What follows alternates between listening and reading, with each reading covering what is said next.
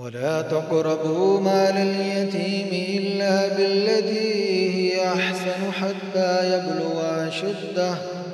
وأوفوا الكيل والميزان بالقسط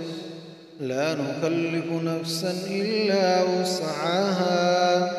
وإذا قلتم فاعدلوا ولو كان ذا قربى وبعهد الله أوفوا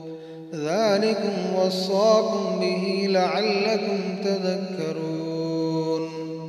وأن هذا صراطي مستقيما فاتبعوه ولا تتبعوا السبل فتفرق بكم عن سبيله ذلكم وصاكم به لعلكم تتقون ثم آتينا موسى الكتاب تماما على الذي أحسن وتفصيلا لكل شيء وهدى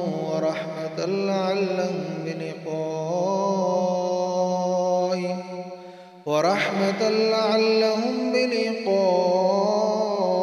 ربهم يؤمنون وهذا كتاب أنزلناه مبارك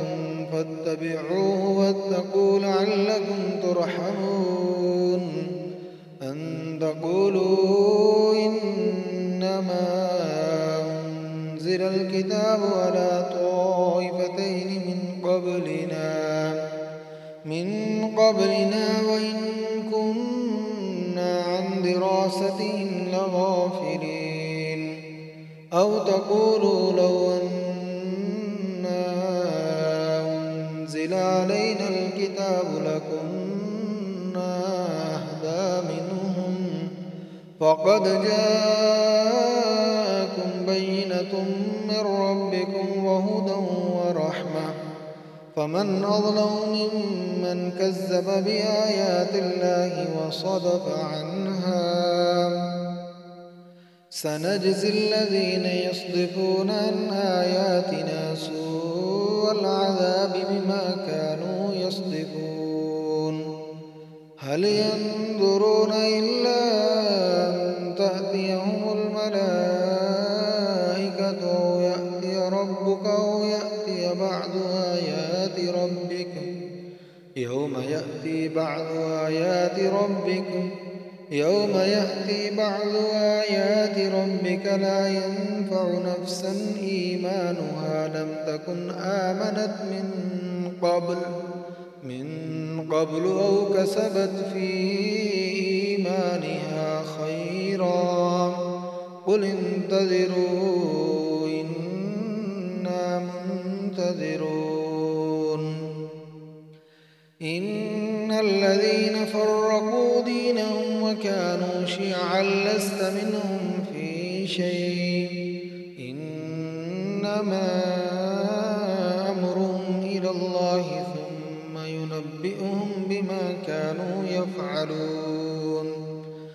من جاء بالحسنة فله عشر أمثالها ومن جاء بالسيئة فلا يجزى إلا مثلها وهم لا يظلمون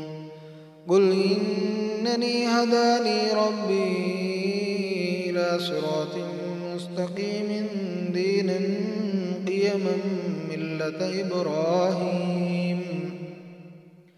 دينا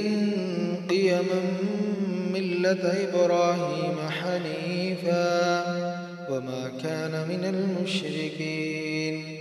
قل إن صلاتي ونسكي ومحياي ومماتي لله رب العالمين قل إن صلاتي ونسكي ومحياي ومماتي لله رب العالمين لا شريك له وبذلك أمرت وأنا أول المسلمين قل أغير الله يبغي ربا وهو رب كل شيء ولا تكسب كل نفس إلا عليها ولا تزر وازرة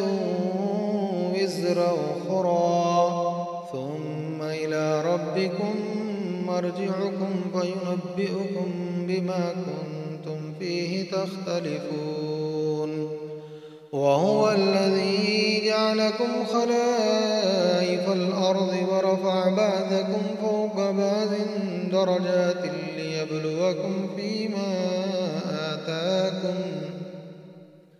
إن ربك سريع العقاب وإنه لغفور رحيم.